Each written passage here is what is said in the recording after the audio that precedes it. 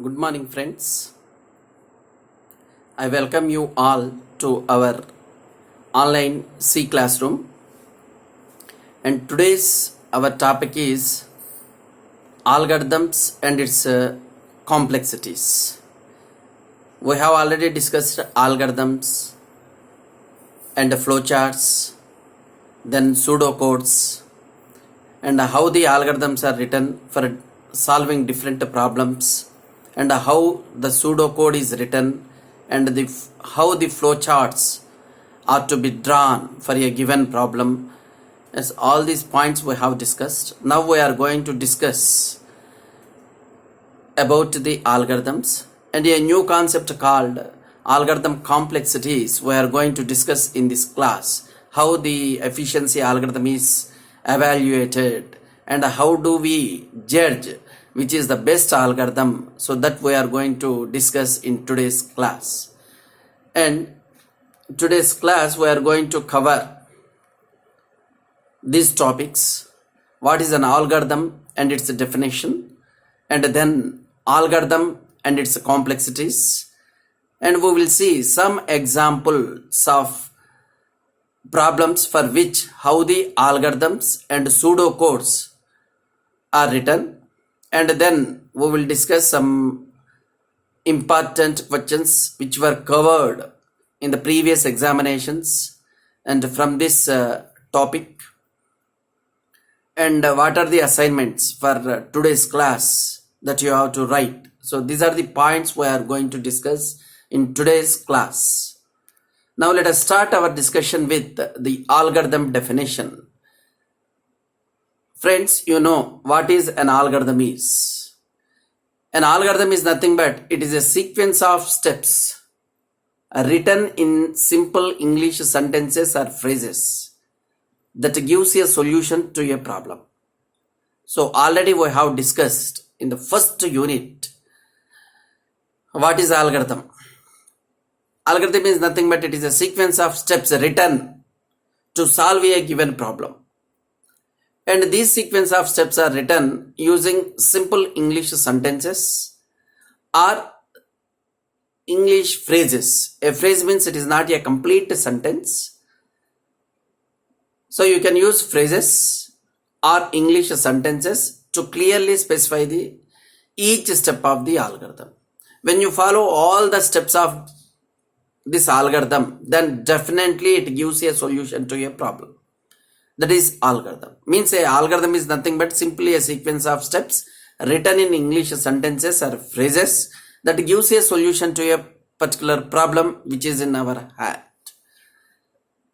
But when you are writing an algorithm, you have to follow certain rules. What are the rules?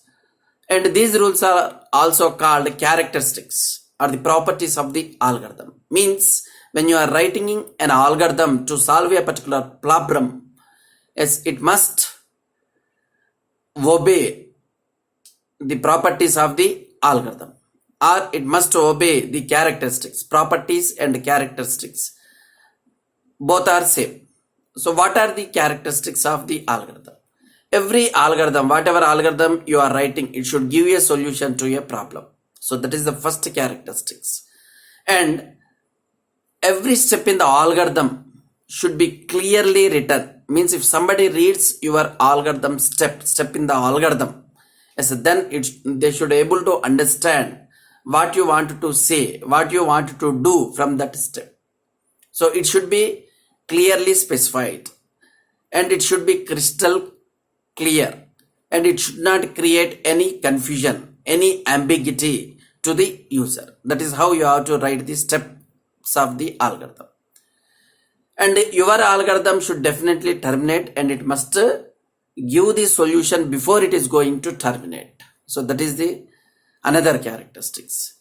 And when you are writing the algorithm should start with the word start and it should end with a word end, to show that the algorithm is going to start. For that we use the English word start as a mark to tell the user that your algorithm is going to start, and then to tell that your algorithm has finished, so we terminate the algorithm with a English word end. And this algorithm is acting as a blueprint or design document. Blueprint means it is also called a design document for developing the program. What do you mean by this design document or blueprint? I will give one example. Before you are going to construct your house, you will be having the plan on the paper. So that plan which will show you where you are going to get your hall, your dining, your kitchen, your master bedroom, your children bedroom, and your study room, and your meeting room, all that it will be crystal clear in the plan. So that is called blueprint. So when you are writing the steps for an algorithm, it is acting as a blueprint or design document for writing the program easily. And this sequence of steps also provides an easy way to the user to understand the solution of your problem. Not only that, using these steps, any user or programmer can easily identify the errors. Not only that, it also helps the users in analyze the performance of your algorithm. So these are some of the characteristics of the algorithm. Now, for any given problem, like in mathematics, you will be having different methods to solve that problem. Similarly, in computer problems, if you wanted to solve any problem on a computer, you can write different solutions to a problem, means different algorithms, different sequence of steps to an algorithm. So different programmers, usually they write a different algorithm to solve the same problem. So therefore, because of that, for a problem, you are having a varieties of algorithms to choose. And every algorithm gives the solution to the problem. But what we have to do is, we have to always select the best algorithm which gives a best solution to your problem. Usually all algorithms which are available to solve that problem will give best solution to the problem. But what we have to do is, we have to select the best algorithm among all available algorithms. But how do we judge which is the best algorithm? So to judge the algorithm is the best algorithm, we should say that that algorithm must be efficient.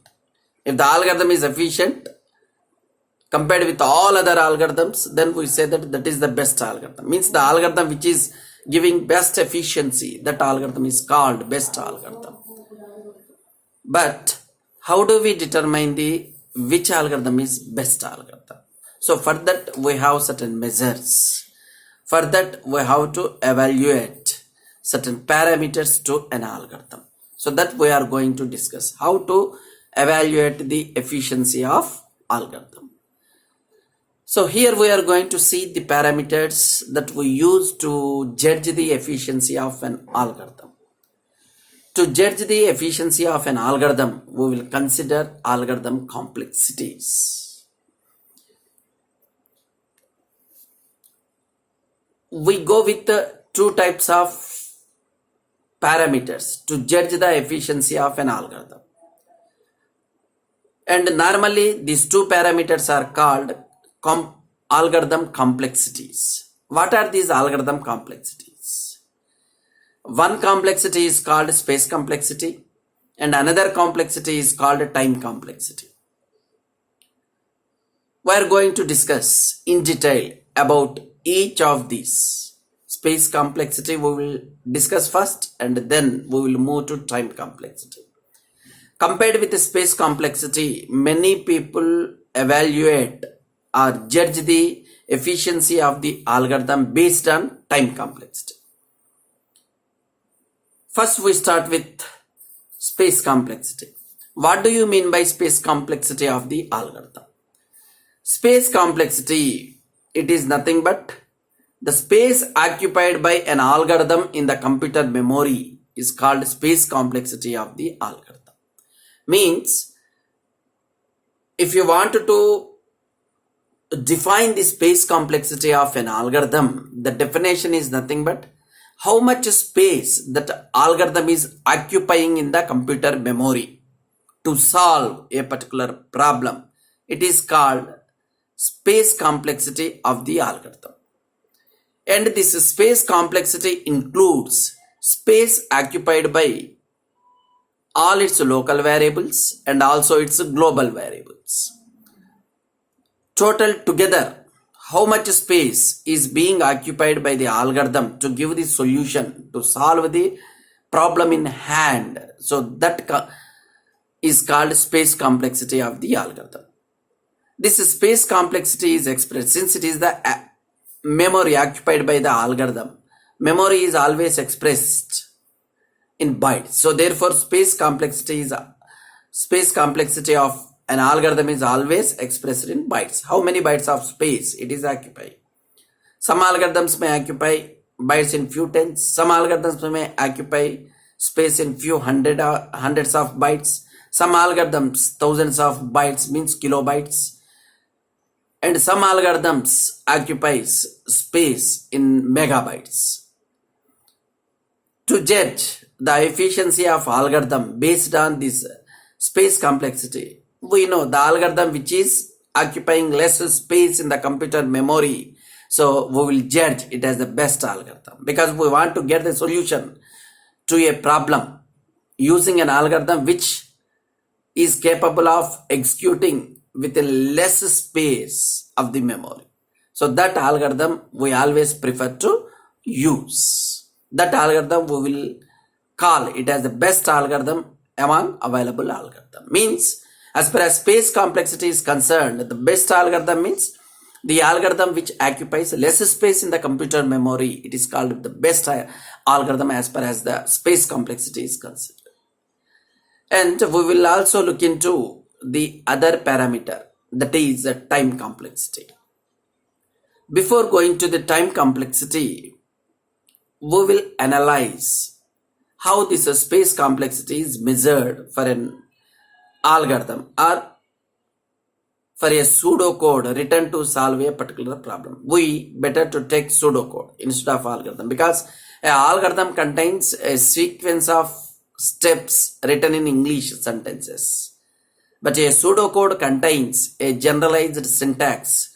Generalized syntax means that syntax used by the pseudocode is not specific to any programming language. Already we discussed. Pseudocode uses some specific words in the English to represent certain task to be performed by the CPU to give the solution to a problem. These keywords are always written in capital letters. All capital letters. Every keyword should be written in capital letters followed by a semicolon. So every keyword of the pseudocode represents a task to be performed by the computer. Pseudocode acts as a design document as compared with an algorithm. Pseudocode is helping the user a lot or helping the programmer a lot while those sentences are converted into a statements in a programming language. Compared with an algorithm, the statements written in pseudocode can be easily converted into a statements in a programming language. Every method of solving a problem, whether you go with algorithm or pseudocodes or flowcharts, every technique is having its own advantages and disadvantages. But here we will go with the pseudocode to determine the space complexity of the algorithm. Take this pseudocode which is written to calculate the sum of two integers. What we are doing here? So pseudocode starts with begin and define. Define is the keyword used for defining the integer, defining the different variables that we are going to use in the pseudocode. Here we declared three variables a, b, sum, and these three variables we are using for storing integer values that we are telling to the compiler using the define keyword. Define keyword tells the compiler that these are the variables that are going to be used in the solution of a problem, and they are used for storing integer type of values. And then display is the keyword which is used to inform the computer to display some information on the screen. Here what information where we wanted to display on the screen? Enter any two integer values, means this information is displayed on the screen. When this information is seen by the user, then immediately he knows that he has to enter two integer values. Then we are instructing the computer to read those two integers, and first integer value to be stored in variable A, second integer value to be stored in variable B. That is what we are doing. Read statement instruct the computer to take the values given by the user and store them in corresponding variables A and B. And then we are instructing the computer to perform a computation. The keyword computation tells the computer, instruct the computer to perform a calculation or arithmetic calculation or logical operation. What is the arithmetic calculation here? We are instructing the computer to do, that is, it has to add a value and b value given by the user and store the result in variable sum. And finally we are displaying the sum.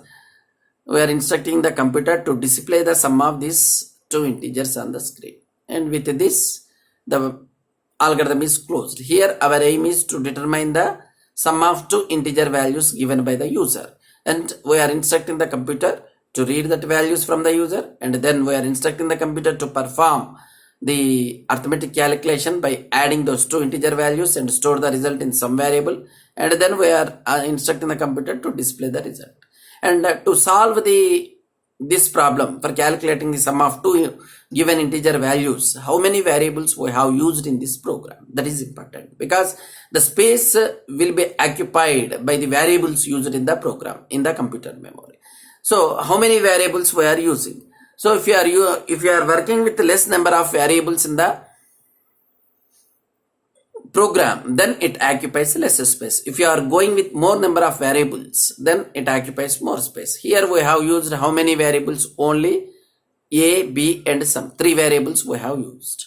And assume that these variables we have used for storing integer values. You know that an integer occupies 2 bytes of space in computer memory if it is a 16-bit machine. Assume that you are working with a 16-bit machine. So therefore, for these three variables, the space is allocated in the computer memory. So each variable occupies 2 bytes of memory.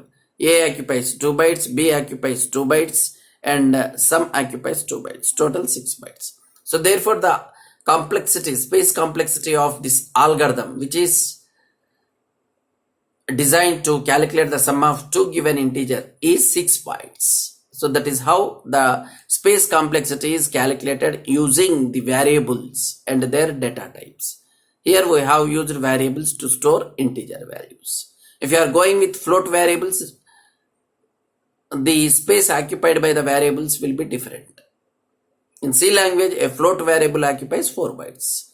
If you are defining A, B and some variables as float, then A occupies 4 bytes, B variable occupies 4 bytes, some variable occupies 4 bytes. 3 into 4, total 12 bytes. Then the space complexity of the algorithm will be 12 bytes. If you are going with the float data type. Like that, based on what type of variables you are using, the space complexity of the algorithm is going to change.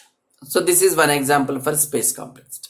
Now let us go with the second parameter which is used to judge the efficiency of an algorithm, that is time complexity. How do we define the time complexity of an algorithm? So time complexity is very simple. It is nothing but the time taken by the algorithm for its execution to perform its intended task is called time complexity. Again, I am repeating.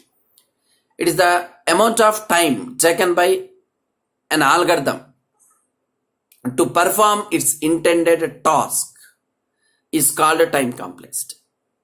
Means how much time the algorithm is taking on computer to perform its task, that we are calling it as a time complexity. But measuring this exactly the time taken by the algorithm on a computer is very difficult process. It is almost impossible to exactly measure the time taken by the algorithm on the computer to perform its task. Because when you are executing a program on your computer, the CPU is not only executes only your program. The CPU has so many other works to do. During the execution of your program may be expected to perform input and output operation.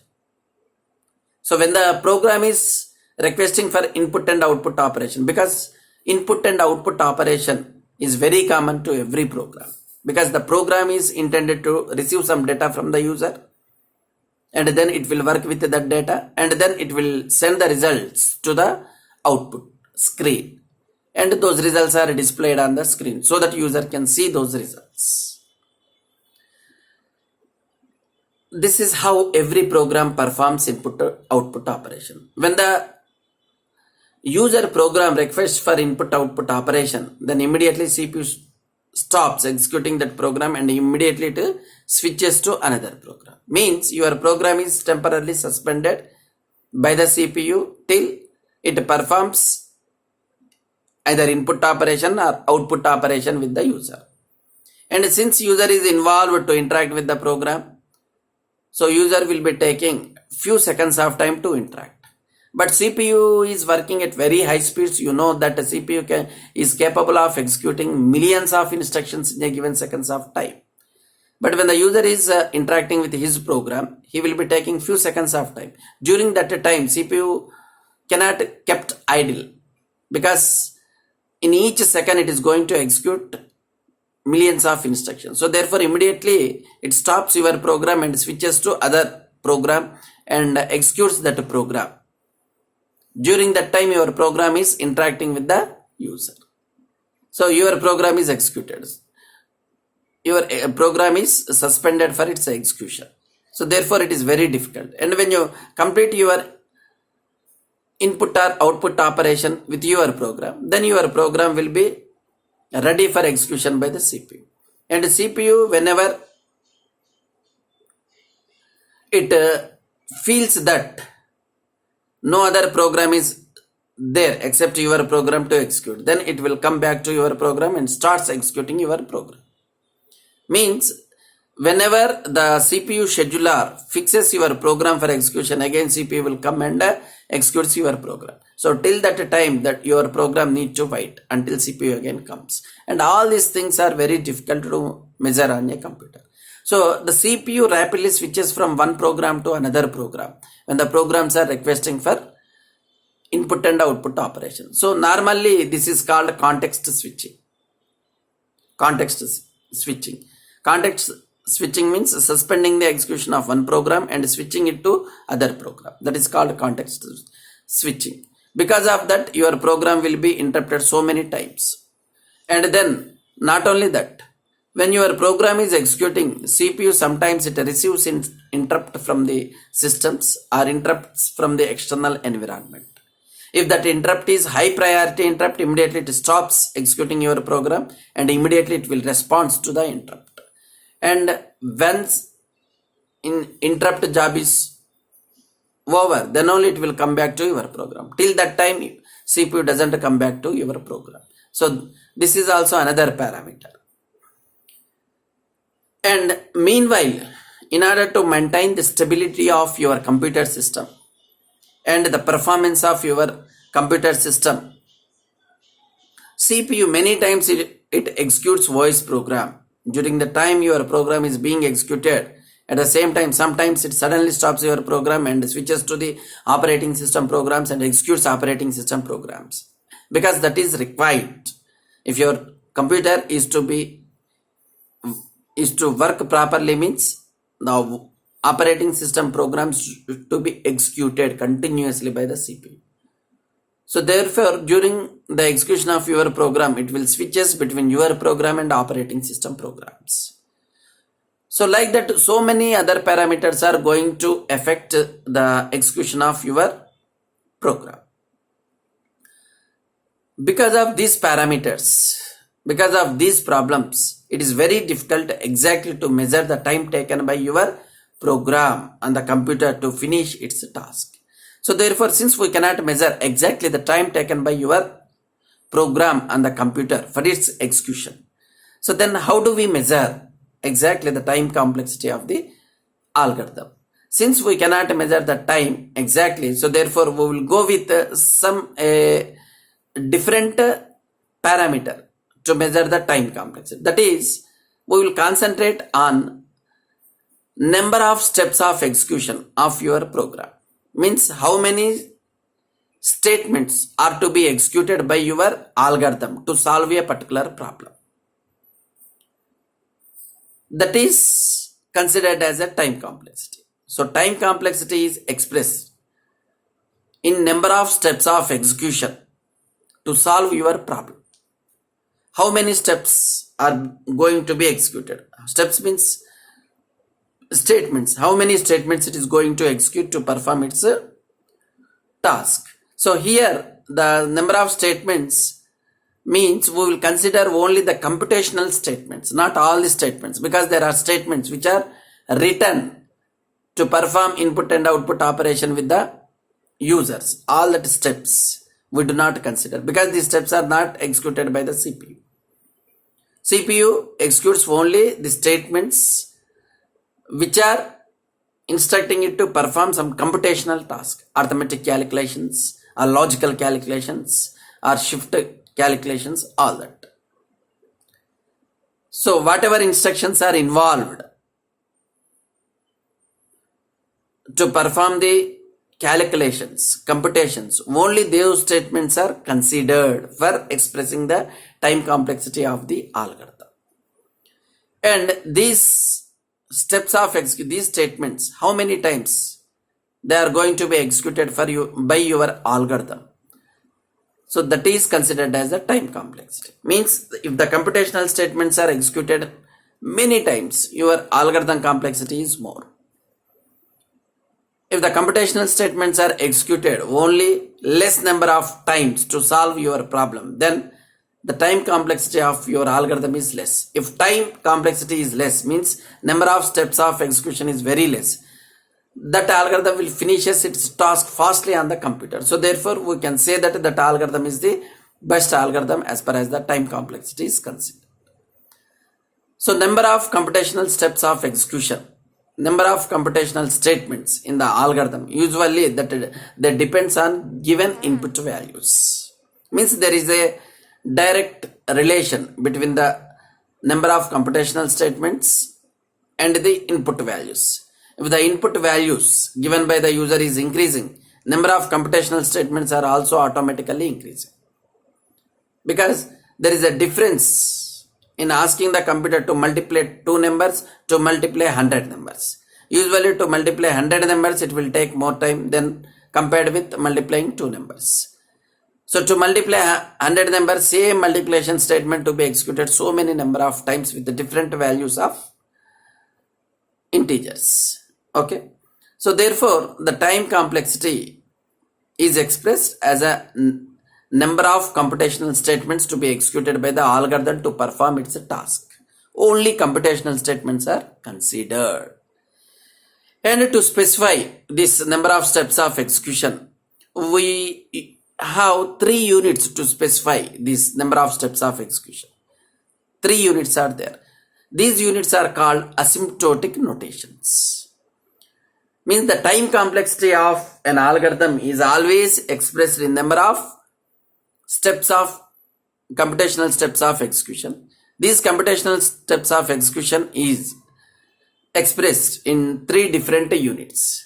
And these 3 different units are called asymptotic notations. We have 3 asymptotic notations. They are widely used to express the time complexities. So one notation is called big O notation, and another notation is called small o notation.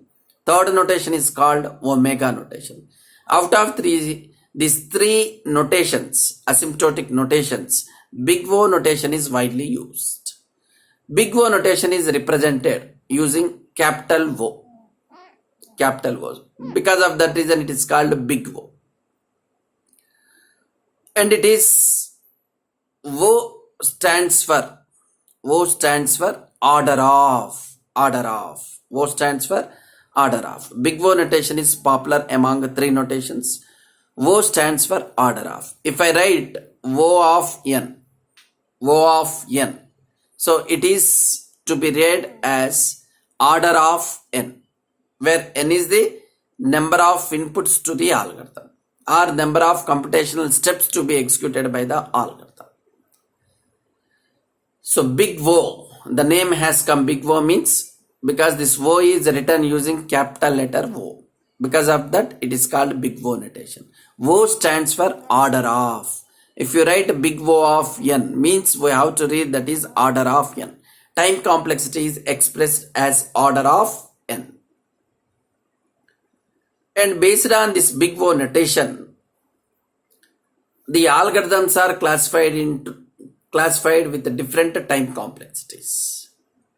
The popular time complexities are order of 1, order of n, order of n power k, order of 2 power n, order of log n, order of n log n, like that.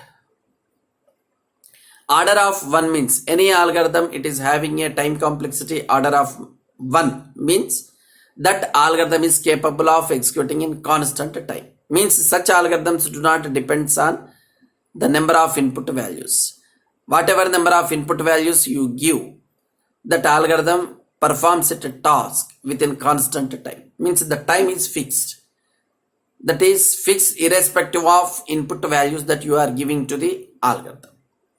You may give 10 values or 100 values or 1000 values. The algorithm will be doing its task within the fixed time. The time doesn't change based on the input values. Such algorithms are called constant time execution algorithms.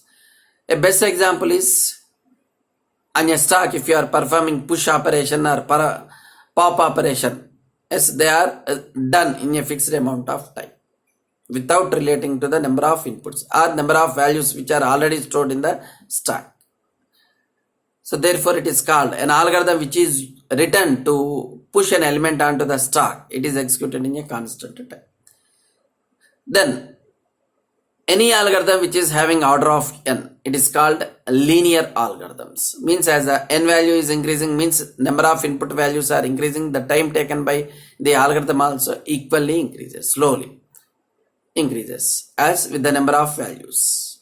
So it is called linear algorithms. Means if you draw the graph input versus the time taken by the algorithm, you are getting a line which is having the inclination of 45 degrees. So such algorithms are called linear time complexity algorithms.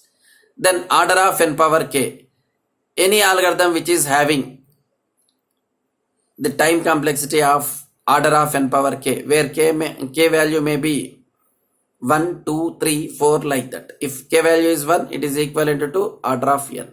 If k value is 2, it is order of n square. K value is 3, order of n cube. Such algorithms are called polynomial time complexity algorithms.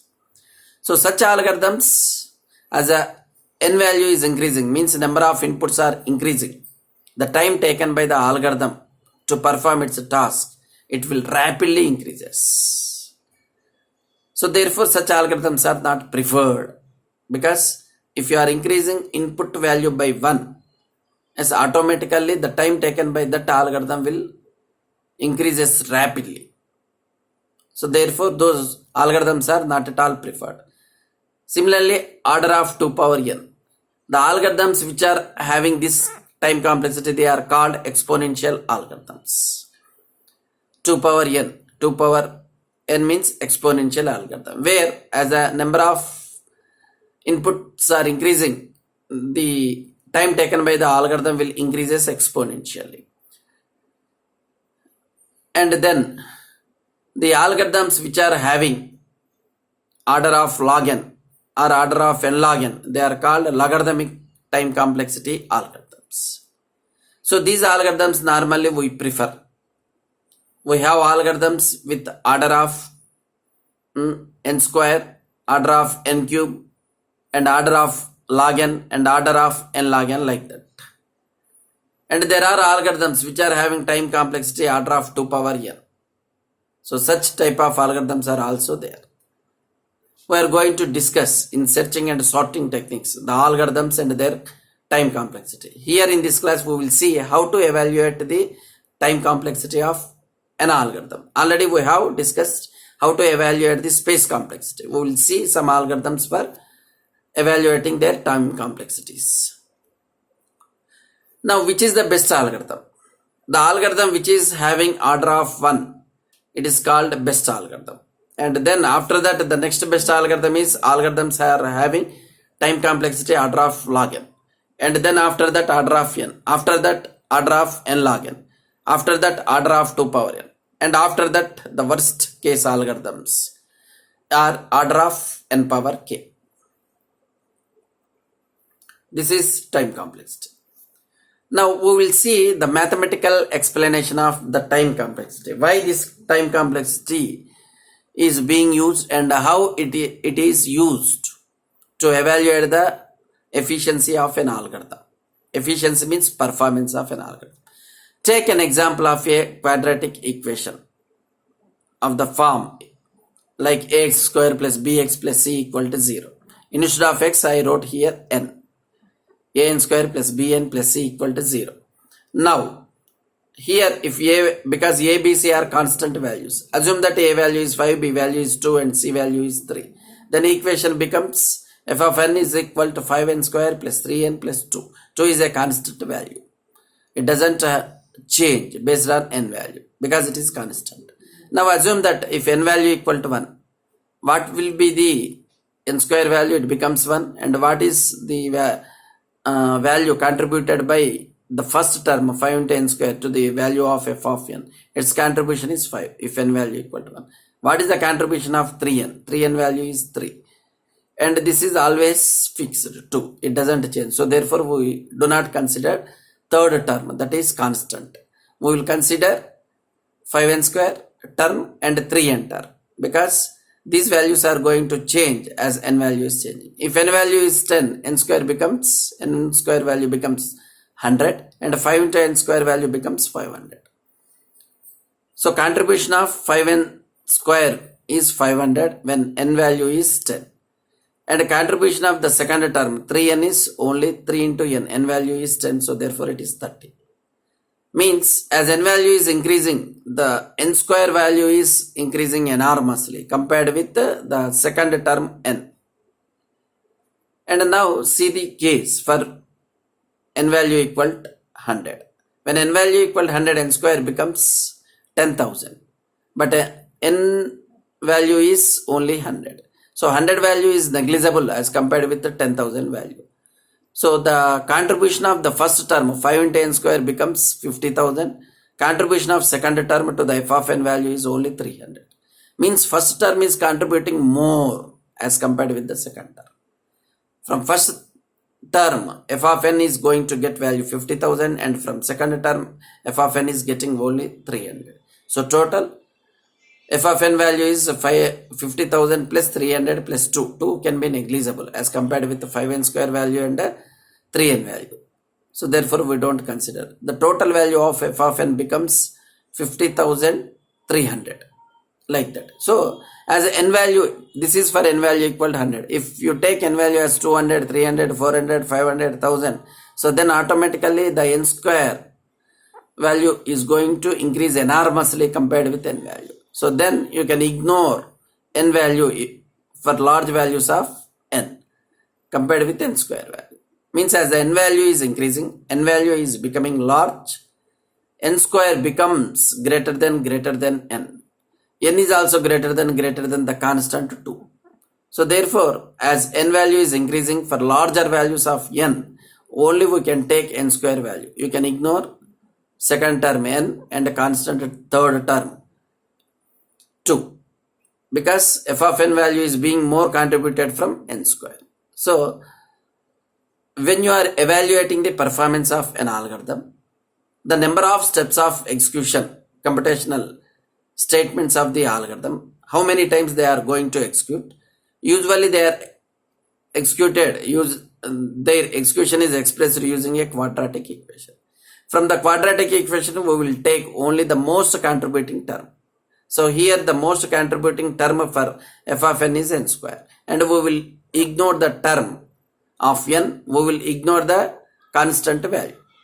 So therefore now we are taking the most contributing term n square, and we will say that this equation is order of n square, because the f of n value is mostly depends on n square value. Therefore, the order of equation is said to be order of n square. Its time complexity is order of n square. So like that, the big O notation always concentrate on the most contributing term of the equation. And that most contributing term order is taken as the order of the algorithm, time complexity of that algorithm. So this is the importance of time complexity. Now we will take an example. Same, calculating the sum of two integers, same algorithm we have written, same integer values a, b sum we have taken. We are asking the user to enter two values, and we are instructing the computer to read a value and b value. Then we are instructing the computer to calculate sum.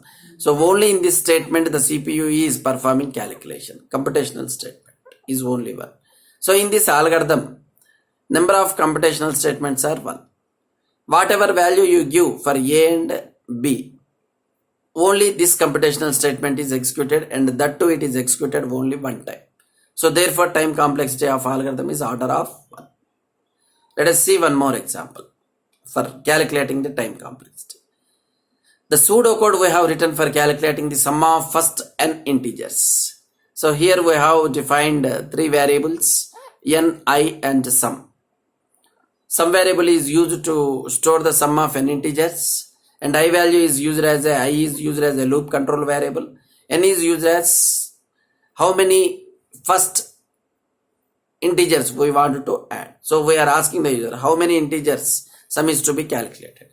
Suppose user enters a value 10, means user wanted to calculate the sum of first 10 integers. So therefore that 10 value is stored in n, and we are instructing the computer to execute this state, add first 10 numbers, I equal to 1 to n value is 10. So this statement is going to be executed. Initially sum value is 0, sum is equal to sum plus I. When I value equal to 1, it is getting added, 0 plus 1 is stored here, like that. Here what we have to write is sum is equal to 0 you have to write. Otherwise this doesn't have any meaning.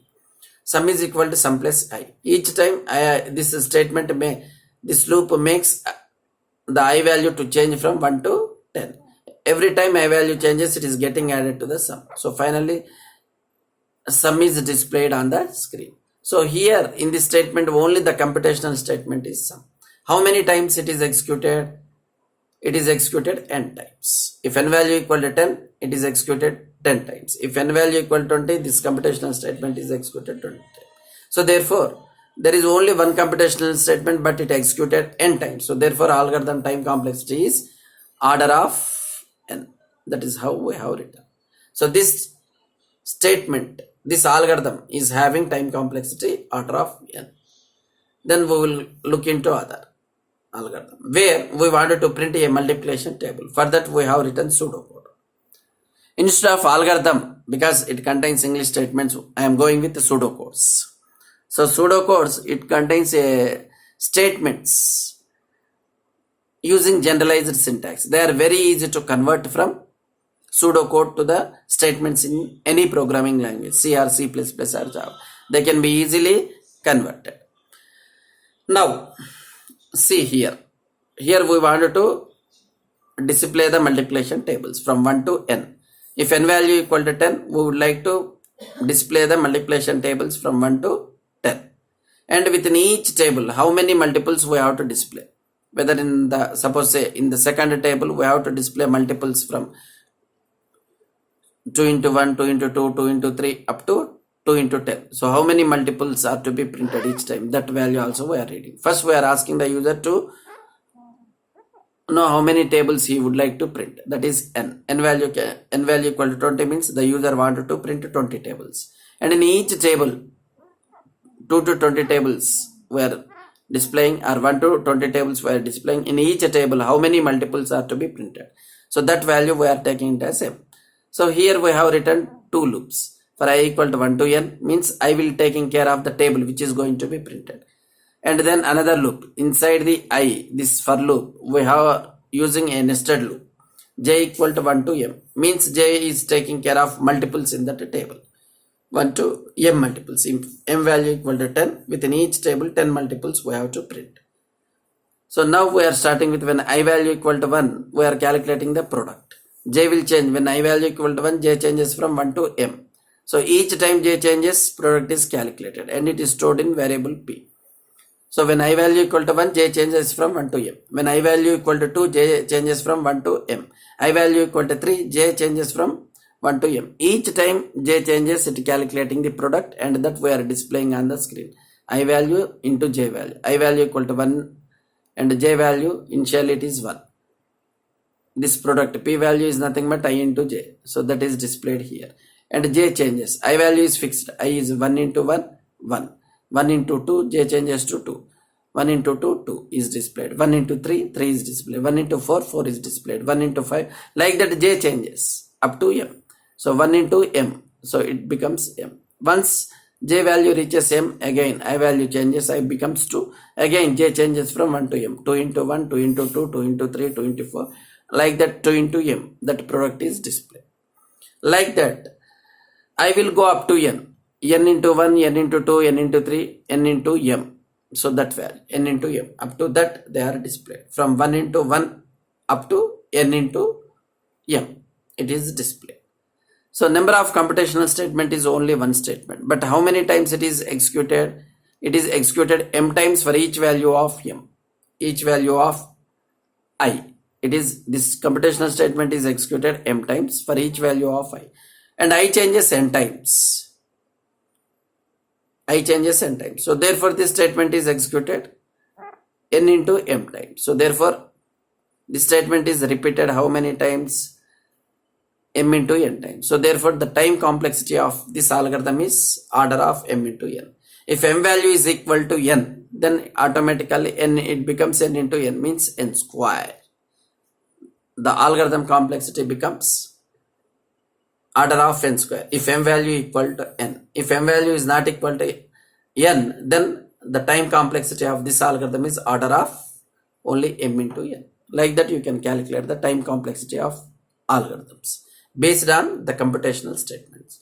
And we will, let us look at the examples of some algorithms, because these algorithms are asked many times in the examinations. So therefore we have to look into some examples, most popular algorithms which were asked in the previous examinations that I am discussing here.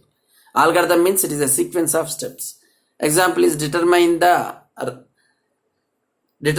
roots of a quadratic equation, ax square plus bx plus c. For that we have to write the algorithm. How do we write? Every algorithm we have discussed that it starts with a keyword start and ends with a statement end. And in between we will writing the steps using English sentences. So first step is start. Second step is read the values of a, b, c from the user. Because if you wanted to determine the roots of a quadratic equation, ax square plus bx plus c, you should know first a value, b value, c value. And for determining the roots of quadratic equation, we know what are the roots. Roots are nothing but minus b plus or minus square root of b square m minus 4ac by 2a. Minus b plus or minus square root of b square minus 4ac divided by 2a. This is the form. Means you have two roots. Minus b plus or minus. With plus you will get root 1 and minus you will get root 2. Same formula we use. First we are instructing the computer to read a value, b value and c value from the user. And then we are asking the user to asking the computer to calculate the root 1 r1 using the formula minus 1 into b, means minus b plus square root of b square minus 4ac divided by 2a. And then we are instructing the computer to calculate second root r2. R2 is again minus b minus, previously with plus we did, now minus square root of b square minus 4ac divided by 2a. Then we are asking the user to display, we are instructing the computer to display r1 value and r2 value. These are the simple steps. And in the examination when they are asking to write an algorithm, you write both algorithm and pseudocode. And for that, how do you write the pseudocode? Pseudocode is very simple. You can convert this into some statements using generalized syntax. We are going to see that. Then we'll go with another algorithm. This is the algorithm for determining whether a given number is prime or not. What is prime number? Prime number is an integer, or a prime number is a whole number which is divisible only by itself and 1. That is called prime number. Means a prime number is an integer that is divisible by only 1 and itself. Means no other number can divide a prime number. Isn't it? So for that, here the problem is we have to write an algorithm to determine whether a given number is prime or not. Means we are given an integer value. We have to write the sequence of steps to determine whether that number is a prime number or not. What is the procedure? Simple. Suppose if you are given value 17, you want to determine whether that 17 is a prime number or not.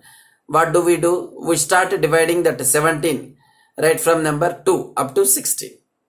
Means 17 is stored in a variable n. Then we will proceed dividing that number from 2 to up to n minus 1. And n minus 1 means since n value is 17 here, up to n minus 1 we will go. Means up to 16.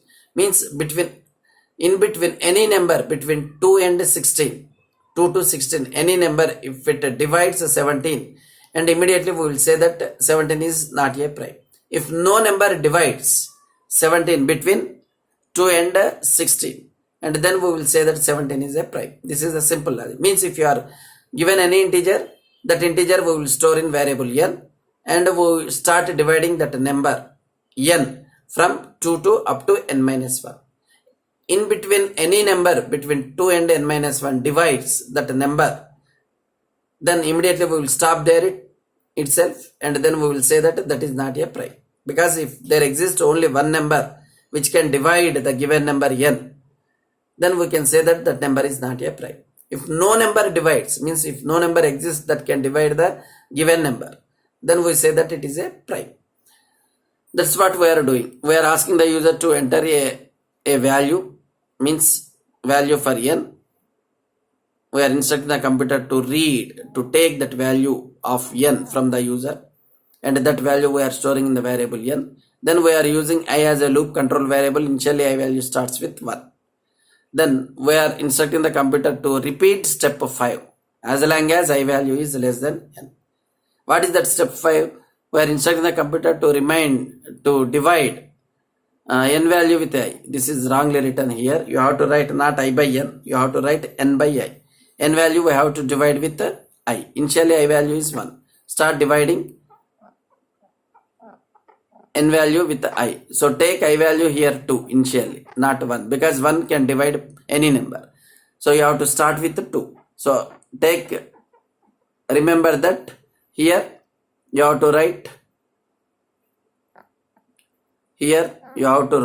I value as 2, not 1. So, and here also you have to remember that it is not I by n, it is n by I. If remainder of n by I is 0, then break this loop and go to step 6. In the step 6, what we are doing, if I value is equal to n, then we are instructing the computer to display that number is a prime. If I value is not equal to n, then we are instructing the computer to display that number is not a prime. Why we are writing like this? Because if any number between 2 and less than n means I can go up to n minus 1. Means I will starting from 2, it can go up to n minus 1. In between any number, if it divides n, then remainder becomes 0, and then we are asking the computer to break this loop and jump to 6. Since I value is in between 2 and n minus 1, it is not equal to n. So this condition becomes false, and immediately it says that given number is not prime number. And if no number divides I, means if the remainder is, means it starts with I equal to 2. If n divided by 2, if it is not 0, then what happens? If it is 0, it will break the loop. If it is not 0, then what it will do? Otherwise, increment I value by 1. I value previously it is 2. Now it becomes 3. and go to step 4. Again step 4 is repeated. I value is checked. I value is now 3. 3 is less than n. Suppose n value is 17.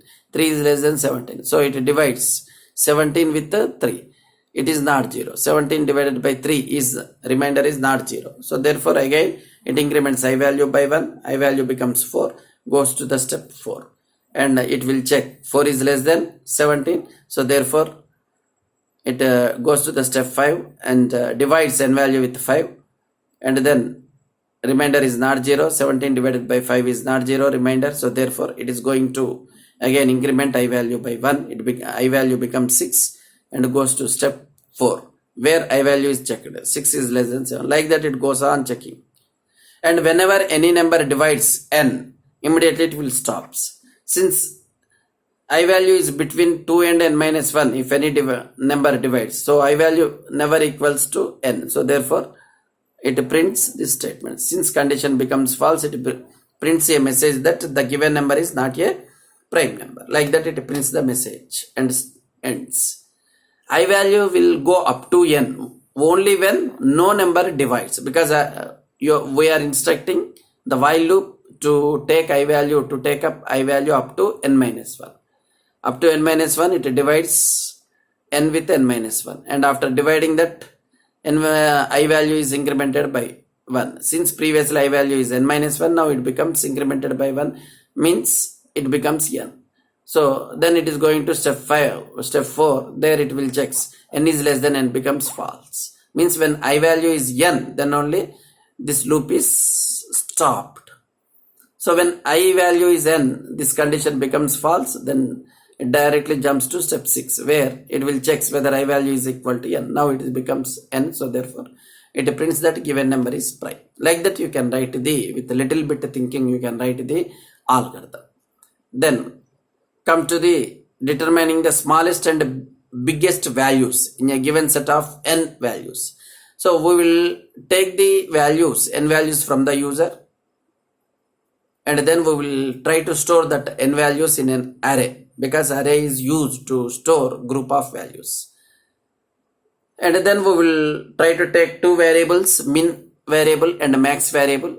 Min variable always stores minimum value, and max value stores the biggest value of given set of n value.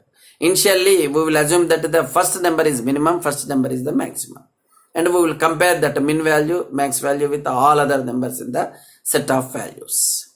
See how we have written the algorithm. Read the set of integer values, n values from the user, and store them in an array from 1 to n locations. 1 to n location means n values we are storing, and we are using variables as I said just now, min variable, max variable.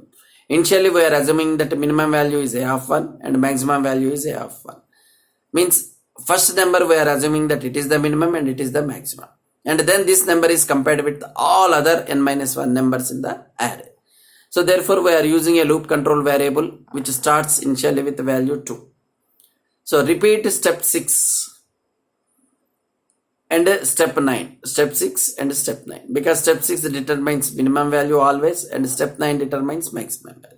Both step 6 and step 9 to be repeated for each value of I. So while I is less than or equal to n, if n value is 10, means we are having 10 numbers in the array. So I value is starting with 2, because first number already we have stored in min and max. We are assuming that first value is the minimum value and the maximum value. So we start our comparison with the second value, I equal to 2. So 2 is less than or equal to 10. So therefore it is true. Immediately it is executing step 6 and step 9. Step 6 first is executed. If min value means min contains first value. If first value is greater than the second value in the array, then the minimum, now new minimum is nothing but old value is removed and this second value is stored. And if this is over, then it executes ninth statement. If maximum value is less than second value, then maximum is nothing but old value is removed, this new value. So after doing this, I value is incremented by 1, and then it is going to step 5, where again we have written step 9 and 6 and 9 to be executed for each value of I. Now I value is 3. So min and maximum values are compared with the third value in the array, and after that the minimum and maximum values are updated based on the third value, and then I value is incremented, it becomes 4, and going to the step 5 where I value is checked, 4 is less than or equal to 10, and again these two statements are executed. I value becomes 5, and again it is coming back, I value 5 is less than 10, so a minimum and maximum values are updated. Like this it will go up to 10, I value 10. So once with all values min and maximum values are compared and updated, by the time with all values are compared, min contains the smallest value of all the set of values, max variable contains the biggest value of all the variables. So therefore what we are doing, once this statement becomes false, then it is directly jumping to statement 13 where we are instructing the computer to display what is the smallest value, what is the biggest value, then algorithm is closed. So this is like that you can write the algorithms, and these are the 3 algorithms which were asked in the previous examinations. Okay, so therefore try to concentrate on these 3 algorithms. Similarly, you can write the pseudocode for these 3 problems, determining the smallest and biggest of given set of values, and determining the whether a given integer is prime or not, and then determining the roots of a quadratic equation. So pseudocode is very simple. Simple keywords you can use, define a, b, c, whatever variables. This is for quadratic equation, pseudocode for quadratic equation, r1, r2, same whatever variables we have used in the algorithm, same variables, but here keywords. Enter the values of a, b, c, and then we are instructing the computer to store those values in concerned variables a, b, c. Then we are instructing the computer to calculate root 1 and root 2 using the formula minus b plus square root of b square minus 4ac by 2a, and r2 is nothing but minus b minus square root of b square minus 4ac by 2a. Then we are instructing the computer to display the r1 and r2 values. Simple. Similarly, for determining the whether a given integer is prime or not, same integer we have defined 2 variables n and I, where whatever integer value we have to determine whether it is a prime or not, we are asking the user to enter that integer value. That integer value we are instructing the computer to read from the user and store in variable n, and we start dividing that n value from 2 to n minus 1. So everywhere, for every value of I, we are checking here. If I value divided by 2, if the remainder is equal to 0, then we are breaking the loop, and then we are checking I value whether it is equal to n or not. If I value is equal to n, then it is a prime number. If I value is not equal to n, means whenever any number divides between 2 and n minus 1, definitely loop is broken and automatically I value is not n. So therefore this statement will be printed, given integer is not a prime number. Like that it will print. So for every value of I, it will check the remainder. Wherever I in between 2 to n minus 1 divides, any number divides n value. So here what we have to write is, here condition is wrong. What condition you have to write is, here n you have to divide with I. If n percentile I, n percentile I means n divided by I, if the remainder, percentile is used for representing the remainder of a division process. So here what you have to write, here it is written wrongly. What you have to write is, here remember that you have to write there n percentile I. In the I place you have to write variable n. In the 2 place you have to write variable I. Means n value should be divided with I. So I value is going to change. I value changes from 2 to n minus 1. So for every value of I, we are dividing n with I, and we are checking the remainder. If the remainder is 0, immediately it will be, loop is broken. For loop it jumps here if condition is verified.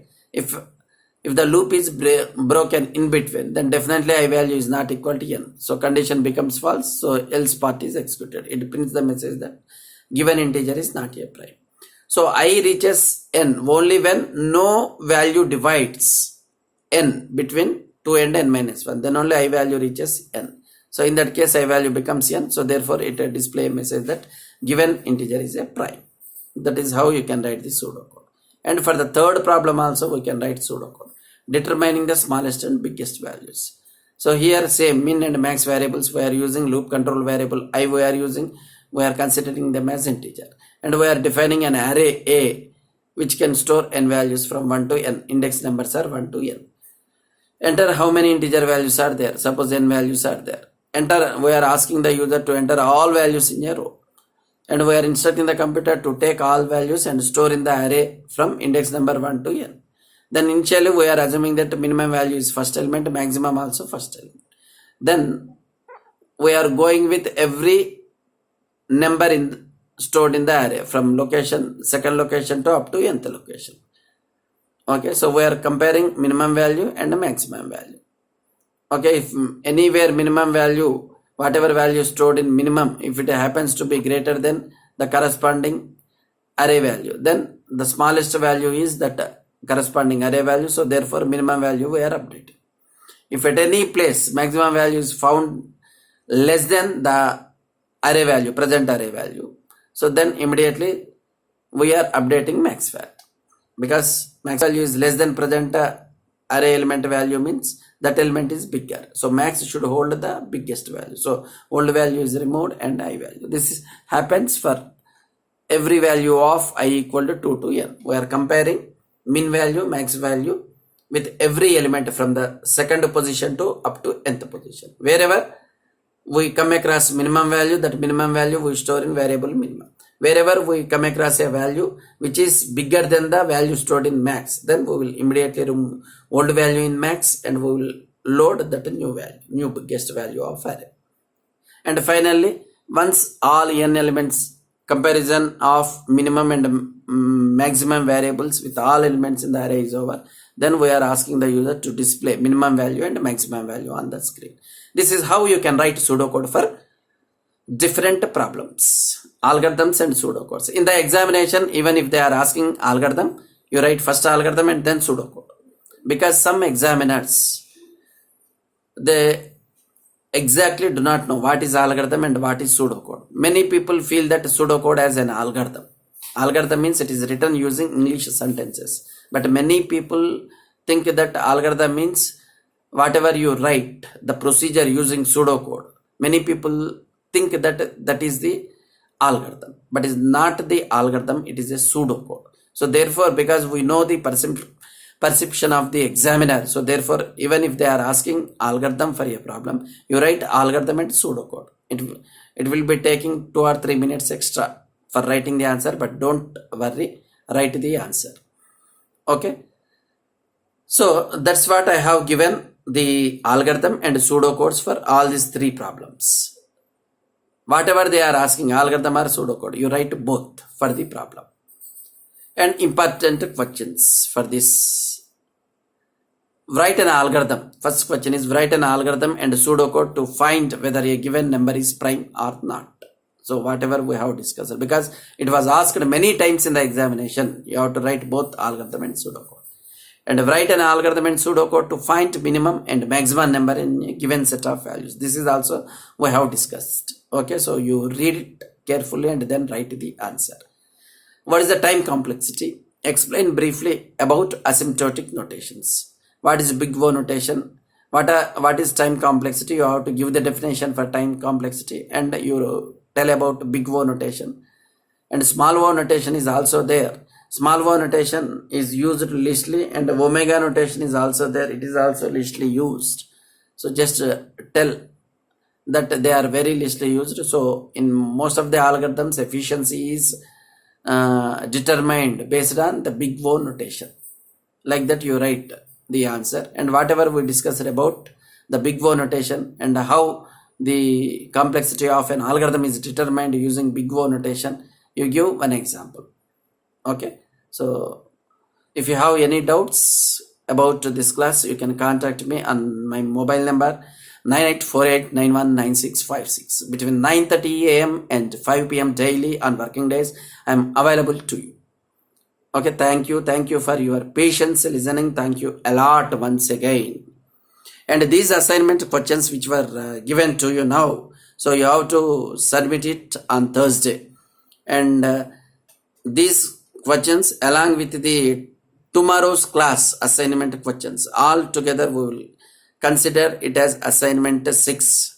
And this assignment 6 questions means Today 3 questions, and the next class 2 or 3 questions I am going to give. So all that answers you have to consider it as assignment 6, and this assignment 6 answers you have to submit it to me by Thursday 1 p.m. Okay, so thank you all for your patience listening. Thank you once again.